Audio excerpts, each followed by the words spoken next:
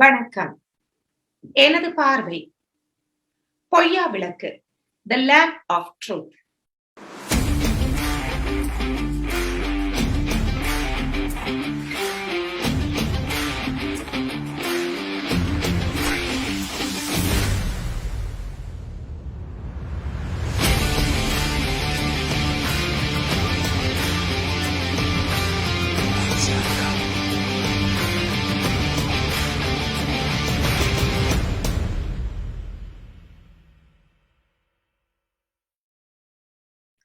இறுதி யுத்தத்தின் ஓர் வலிமிகு அத்தியாயமாக வைத்தியர் வரதராஜன் துரைராஜா அவர்களின் வாழ்வியல் அனுபவம் அவரே திரையில் வாழ்ந்திருக்க இயக்குனர் தனேஷ் கோபால் அவர்களின் இயக்கத்தில் திரைப்படமாய்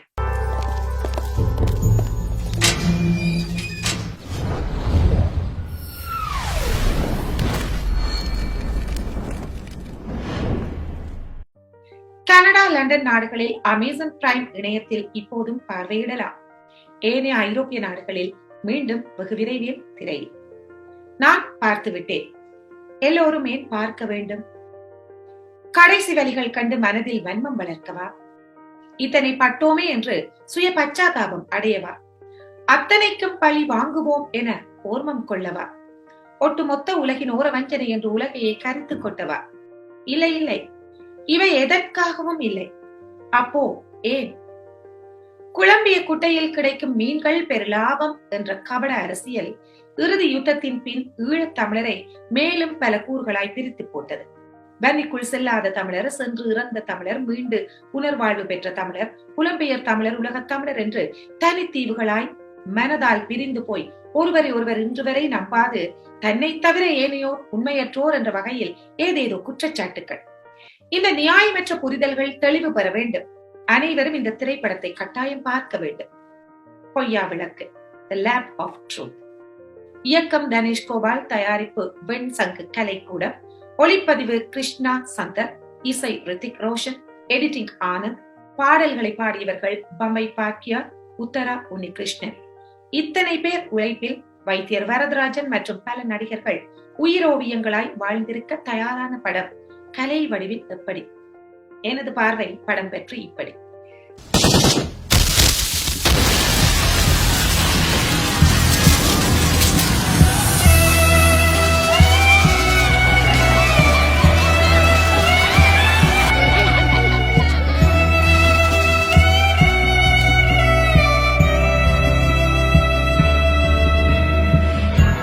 சிறப்பான விடயங்களாக நான் உணர்ந்தவை உண்மை சம்பவங்கள். திரைப்படமாகும் போது பிரதான கதாபாத்திரம் எப்போதும் வேறு நடிகராக இருப்பதையே திரைப்பட வரலாற்றில் இதுவரை கண்டிருக்கின்றேன்.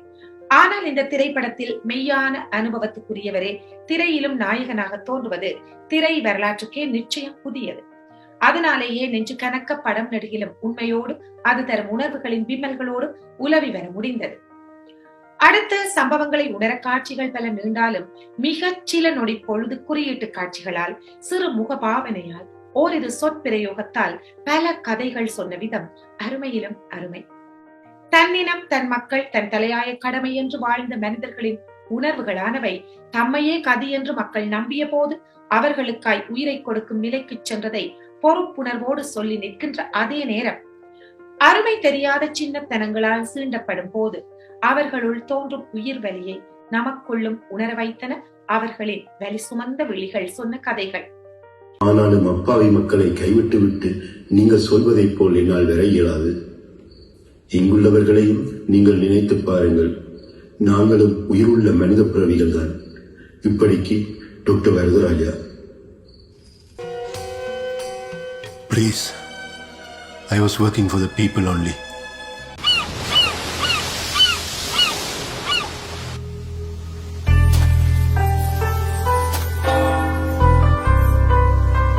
வைத்தியர் வரதராஜன்.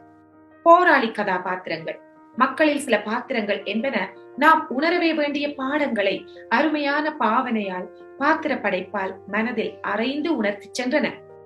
வைத்தியர் வரதராஜன் உங்கள் நிஜங்களை நிழல் வடிவில் கொண்டு வரும் போதும் ஒவ்வொரு காட்சியிலும் உணர்வுகளை கொட்டி இனத்துடிப்பு, சோகம், இயலாமை, ஓர்மம் என்று உயிர் தொடும் நடிப்பிலும் மிக அருமையான கலைஞராய் மிளிர்கின்றீர்கள்.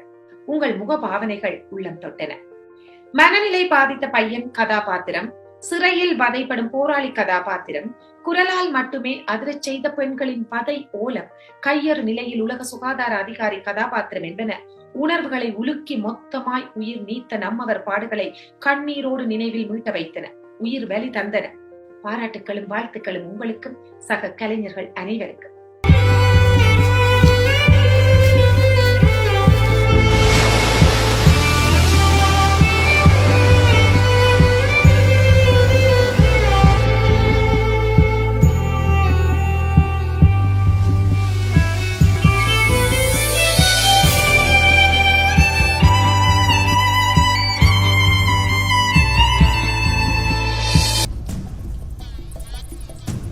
எங்கட சனங்களை விட்டுட்டு வந்துட்டோம்.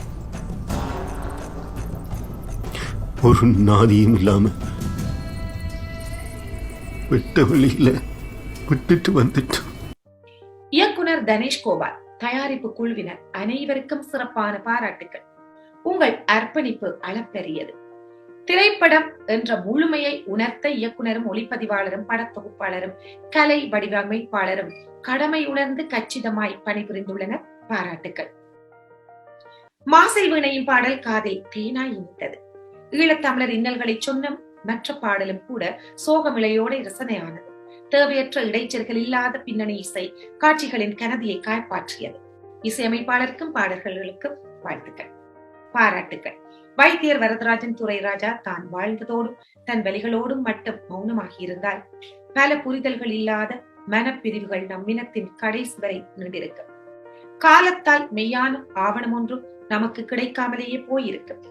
இடரில் வாழும் போதும் சரி, பிறகு விடுதலை பெற்ற இன்றைய வாழ்வின் போதும் சரி, மாறாத மயங்காத மனதோடு மனிதம் பேணி தன் கடமை மறவாது பல இன்னல்கள் தாண்டி இப்படைப்பை தன் இனத்துக்காய் வழங்கிய வைத்தியர் வரதராஜன் இப்படியும் ஒரு மனிதரா என பிரமிக்க வைக்கின்றார்.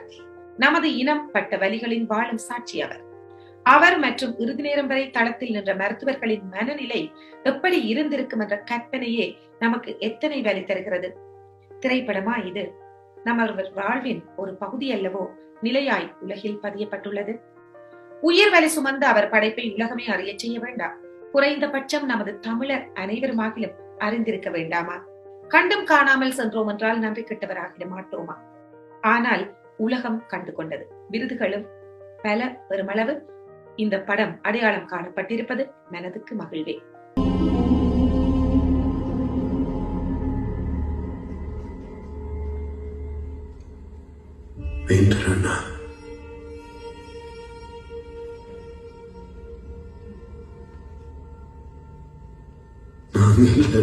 செத்துருக்கோம் டாக்டர்.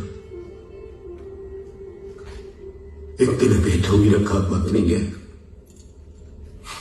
இப்ப என்ன பிரயோசனம்? உங்களோட நிலைமைய பாத்தீங்களா? எங்க வந்து நிக்கிறோம். குப்பிய கடிக்காம கைய தூக்கணும். இப்ப அதுக்கான பலனை அனுபவிக்கிறேன். அண்ணா, நீங்கள் எப்படி மனமுடைஞ்சு போனார்? நாங்கள் எல்லாம் என்ன செய்யறது? அவங்க வந்துருவாங்க அண்ணா. என்ன பற்றி கவலை இல்லை. சனங்களை விட்டுட்டு வந்துட்டு ஒரு நாதியும் இல்லாம விட்ட வழியில விட்டுட்டு வந்துட்டு அது உங்களோட பிள்ளை இல்லையா? உலகமே வாய் பொத்தி கொண்டு எல்லாத்தையும் பார்த்து கொண்டு தானே இருந்தது. எங்களோட சனங்களை கஞ்சிக்கு கையில் வச்சுட்டாங்க. எங்களை குஞ்சிகளை குதறி போட்டுட்டாங்க.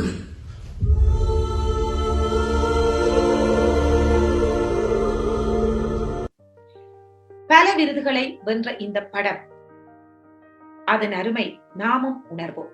எல்லோரும் இப்படைப்பை பார்த்து நமது தார்மீக ஆதரவை படக்குழுவினருக்கு வழங்குவோம். உங்கள் நாட்டில் திரையிடப்படும் போது உங்கள் நேசிப்புடனான ஆதரவை கொடுங்கள். அது காலத்தின் கடமை எனக் கொள்வோம். நண்பர்களே, திரைப்படத்தில் கலை நோக்கில் சிறு குறை காண்பது என்றால் ஓர் உண்மைக்கு அது சிறிதும் கெடாமல் உருவம் கொடுத்துவிட வேண்டும் என்ற தவிப்பானது பல காட்சிகளில் மொழி பாவனையில் அதிக ஆங்கில பிரயோகத்துடன் அமைக்கப்பட வேண்டிய கட்டாயத்தை படக்குழுவினருக்கு கொடுத்து விட்டது போலும். அவர்கள் நோக்கில் அது நியாயமே. ஆயினும் கலை என்பது கடைக்கோடி வரை சென்று தடம் பதிக்க மொழி ஒரு பெரும் சக்தி அல்லவா? இலகுவான ஆங்கில பிரயோகம் தான், ஆனாலும் தெரியாதவருக்கு அது கடினம் தானே. இந்த ஒரு மொழி வடிவமைப்பு திரைப்படத்தை ஆவணப்படமாகவே அதிகம் உணரச் செய்து விட்டது என்பது எனது அபிப்பிராயம். ஆனாலும் இப்படைப்பு பொழுதுபோக்காக மட்டுமா பார்ப்போம் என்ற கேள்வியை எழுப்பும் போது அந்த குறையும் காணாமல் போய்விடுகிறது. Dr. Varadaraja, can you comment on the civilian casualties? No, there were no civilian casualties. When you were there, you reported massive civilian casualties. Now you are contradicting yourself. We were threatened to exaggerate the casualty figures. Doctor, அதாவது உங்களை பயமுறுத்தினாங்களா? No, we are not being threatened now. அடுத்து சிறு காட்சி மாற்றத்திலேயே பெருங்கதைகள் சொல்லும் வல்லமை படத்தில் பல இடங்களில் நிரூபிக்கப்பட்டும் கூட நிகழ்வுகளோடு பயணிக்கும் திரைக்காட்சிகளில் வெகு சில அவசியமற்ற நீளமோ எனவும் உணரச் செய்தது உண்மை. அதற்கான தேவை இயக்குனருக்கே வெளிச்சம். காரணம் இருக்கலாம். மற்றபடி நான் மேலே சொன்னது போல ஒரு மனிதனின் உணர்வுகளை முடிவுகளை முழுமையாய் கட்டுப்படுத்தும் சக்தி அவனை சூழ்ந்துள்ள சந்தர்ப்ப சூழ்நிலைகளிலும் உள்ளதென்பதும் அதை அந்த கண்ணோட்டத்தில் கண்டே நமது எடை போடுதல்கள் அமைய வேண்டும் என்பதும் மன தெளிவை தந்து சென்றதில் இப்படைப்புக்கு மிக பிரதானமான இடம் உண்டு. முழு வெற்றி கண்டுள்ளதும் உண்மை. மேலான முயற்சிக்கு வைத்தியர் வரதராஜன் அவர்களுக்கும் படக்குழுவினருக்கும் உலகத் தமிழர் சார்பில் நன்றிகள் கூற கடமைப்பட்டுள்ளோம். இன்னும் மீண்டும் வெகு விரைவில் பாரிஸில் திரையில் காண ஆவலுடன் நாம் நண்பர்களும் தயாராகுங்கள். இந்த திரைப்படம் பற்றிய பார்வையை உங்கள் பார்வையிலும் கேட்க நான் ஆவலாய். அன்புடன் நன்றி, வணக்கம். இதழ் TNTR நமக்கு நாமே ஊடகமாய்